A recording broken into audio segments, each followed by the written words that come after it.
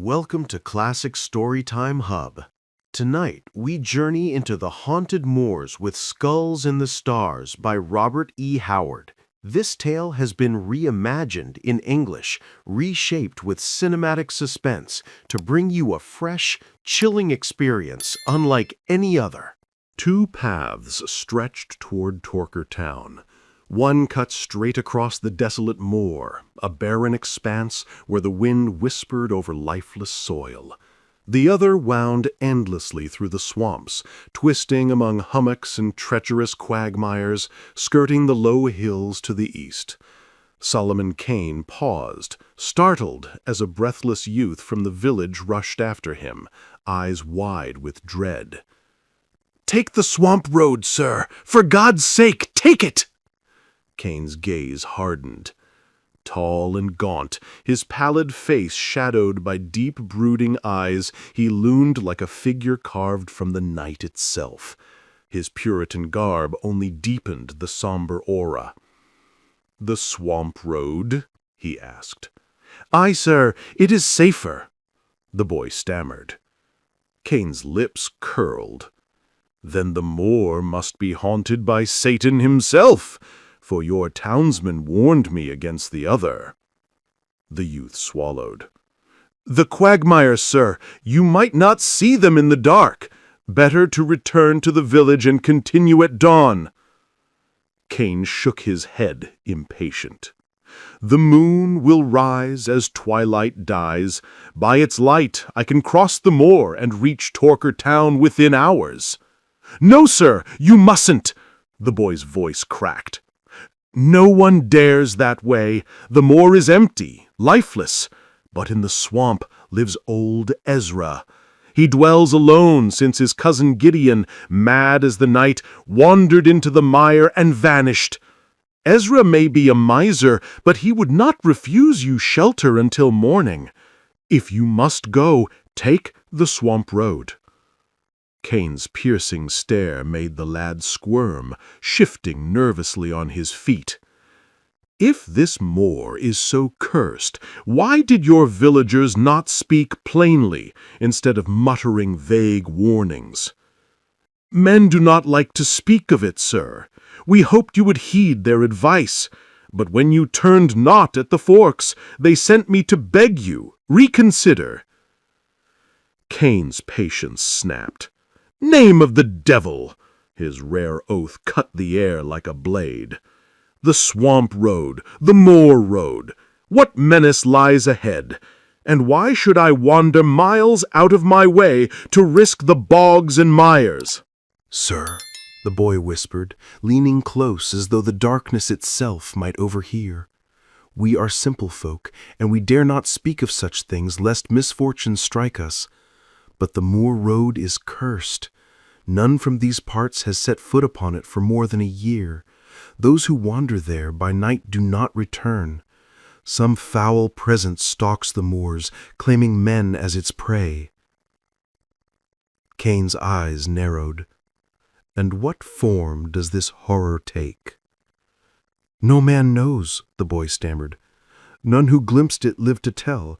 Yet travelers speak of dreadful laughter echoing across the fen, and of screams, horrid, dying screams.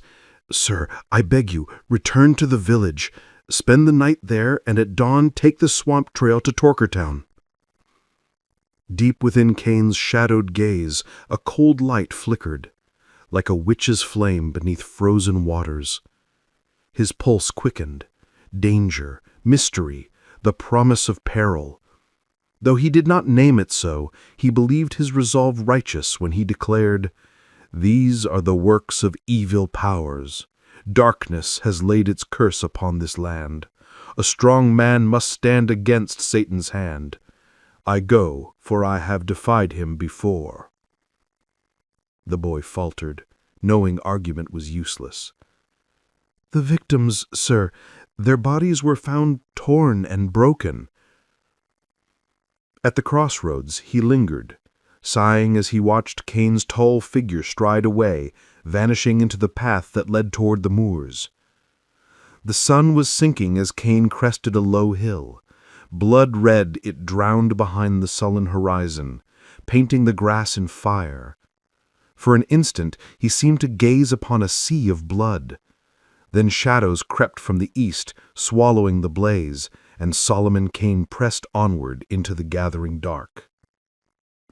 The road lay faint, worn by disuse, yet still marked. Kane moved swiftly, wary, his sword and pistols ready. Stars blinked awake overhead, and the night wind whispered through the grass like mourning spirits. The moon rose, thin, haggard, a skull among the stars. Suddenly, Kane halted. From ahead came a sound, an echo, strange and hollow. Again it came, louder, closer. Kane advanced, every sense taut. Was it illusion? No. From the distance came a sound, thin, chilling, a whisper of laughter. Again it rang, closer now. No mortal throat could have produced such a sound. It carried no joy, only venom, horror, and a terror that gnawed at the soul. Kane halted. He did not fear. Yet for a heartbeat, the unnatural mirth shook even his iron resolve. Then, slicing through that dreadful laughter, came a scream, human, raw, unmistakable. Kane surged forward, lengthening his stride. The moon's rising glow twisted the moor into a maze of false lights and shifting shadows, blinding his sight. The laughter swelled, the screams rose higher, and faintly he heard the pounding of desperate feet. Kane broke into a run. Someone was being hunted across the fen, hunted to death by a horror beyond comprehension. The footsteps faltered, then ceased. A scream tore the night, shrill and unbearable, mingled with sounds too hideous to name. Kane's flesh crawled as his mind conjured the image.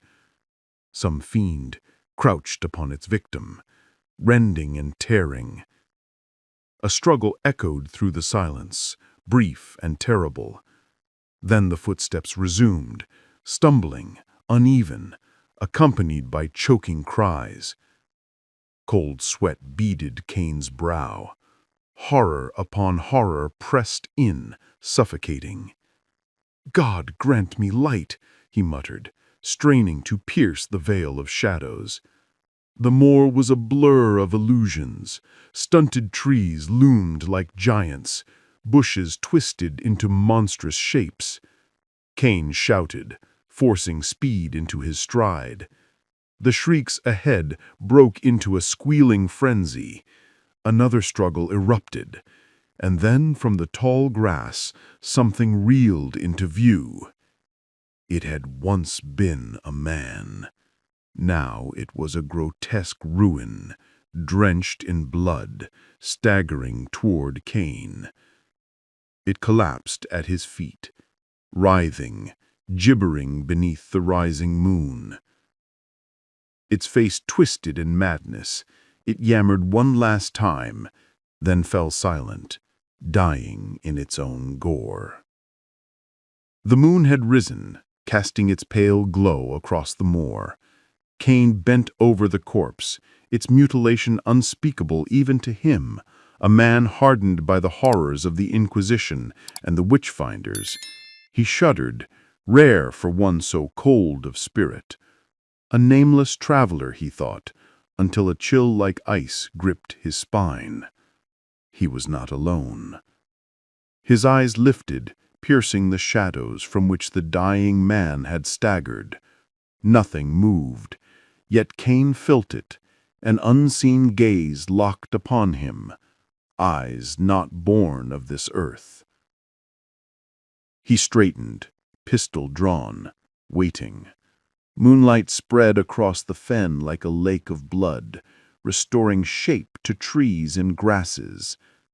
The shadows thinned, and Kane saw. At first it seemed only mist, a drifting wisp of fog swaying in the tall grass. He blinked. Illusion, surely.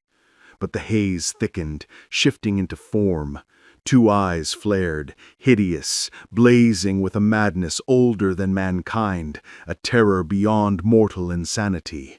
The figure was a nightmare parody of humanity, vague and spectral, its outline wavering, the grass and brush visible through its ghostly frame. Kane's blood hammered in his temples, though his body remained cold as stone.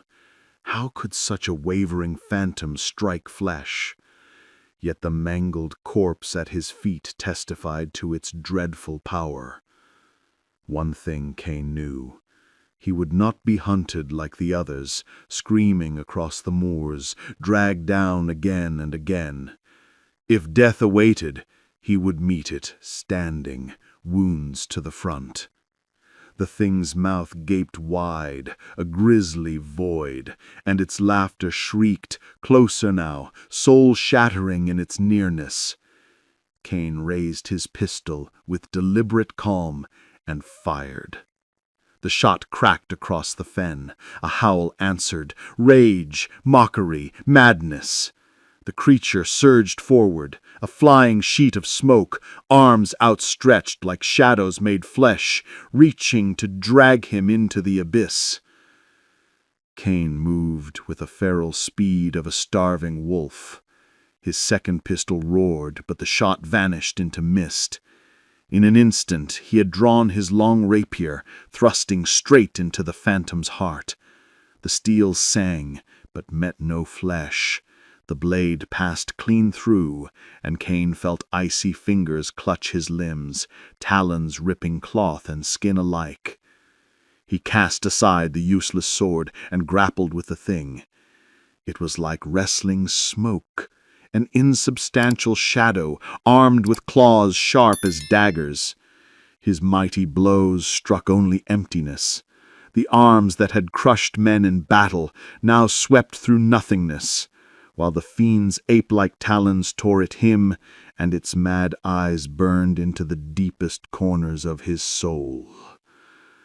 Kane knew his plight was dire. His garments hung in tatters, blood streamed from a dozen wounds. Yet he did not falter. The thought of flight never touched him. To flee would have been shame beyond endurance. If he must fall, he would fall here, beside the mangled corpse of the other victim, his only desire to strike back, to wound this unearthly foe before death claimed him. Under the pale moon, man and demon clashed above the dead. The fiend held every advantage, save one, for if hatred could summon a ghost into substance, then courage, pure and unyielding, might forge a weapon to drive it back. Kane fought with fists, feet, and sheer will. At last he sensed the spectre faltering. Its laughter twisted into shrieks of fury, baffled and enraged.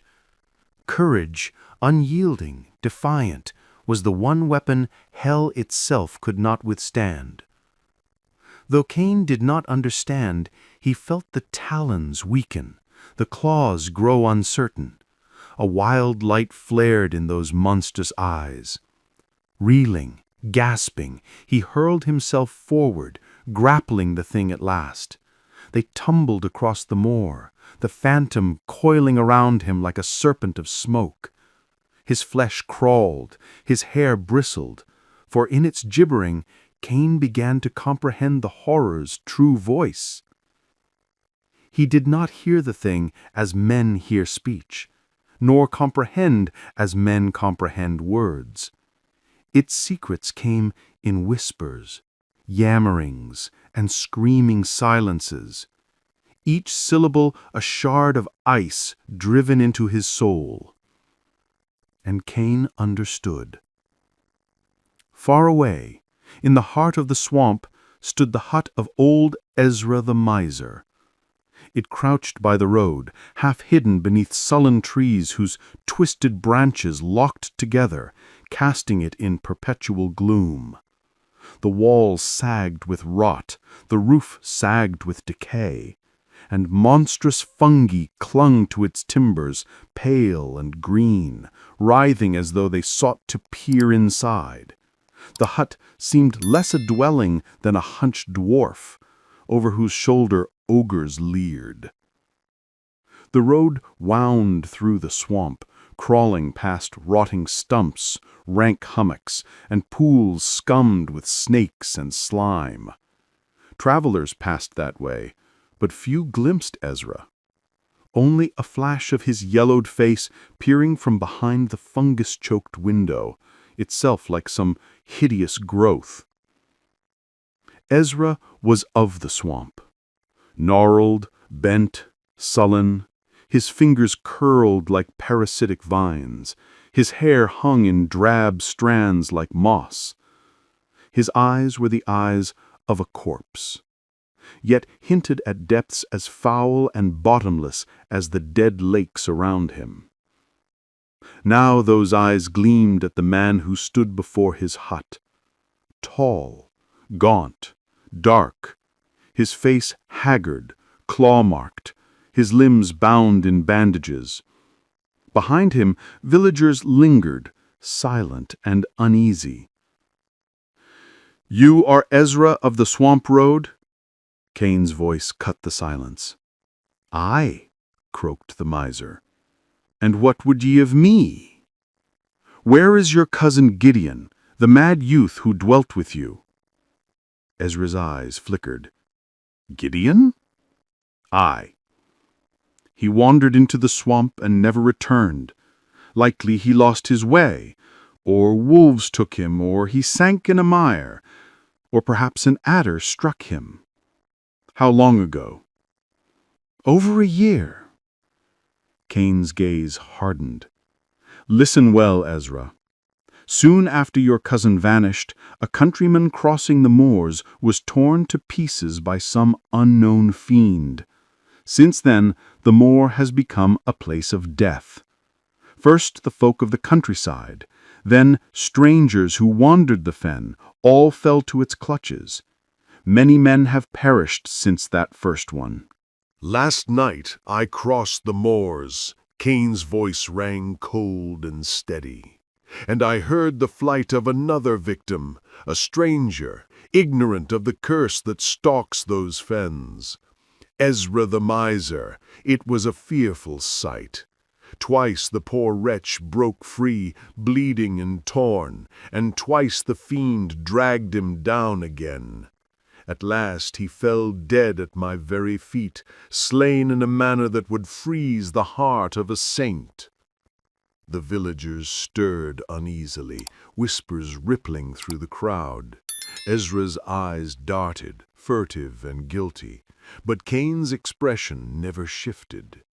His gaze, sharp, predatory, fixed the miser like a hawk pinning prey. "Aye, aye," Ezra muttered hastily. "A bad thing, a cursed thing. Yet why tell me of it?" Kane's voice deepened, relentless. "Listen well, Ezra. The fiend came out of the shadows, and I fought it over the body of its victim. How I overcame it, I cannot say.